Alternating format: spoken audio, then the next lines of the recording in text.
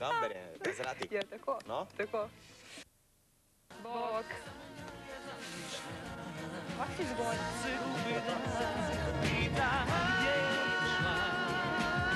Žena kao ti, žena najljepša.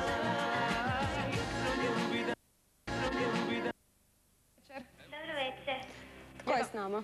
Almina. Evo, jedan veseli mali glasić. Što će poželjeti? Ja bi Vesna Pisarević. Wow, može uvijek Vesna Pisarević.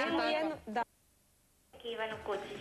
odlično. Ti si prava prijateljica. Ide za vas Vesna Pisarović. Doviđenja. Bog. Koja je tvoja želja?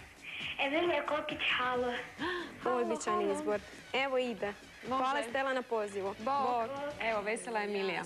Slušaj me, imam Neko čeka na telefonu. Dobro večer.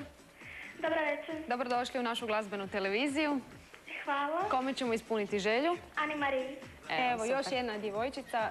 To nam je drago čuti. Koji razred? 5. Evo, 4. pa 5. Kako je bilo u školi danas? Super. Super.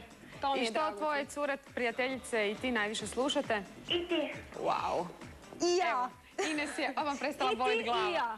Evo ga, mene više ne boli glava. I evo, bit ćemo fair i pustit ćemo ti spot. Tako je. Može. Ide Lana i ti. Bog. Bog.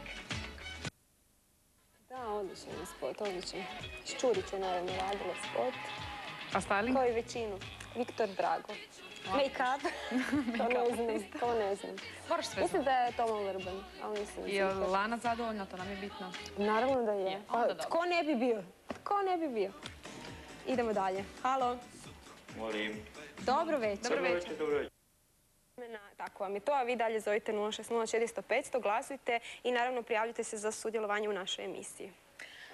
Za kraj ćemo današnje emisije čuti pjesmu koja ide u spomeni čast velikom glazbeniku, gospodinu Zdenku Runjiću. Vidimo se sutra na drugom programu u 19:30. Lijep pozdrav. Bok. Doviđenja.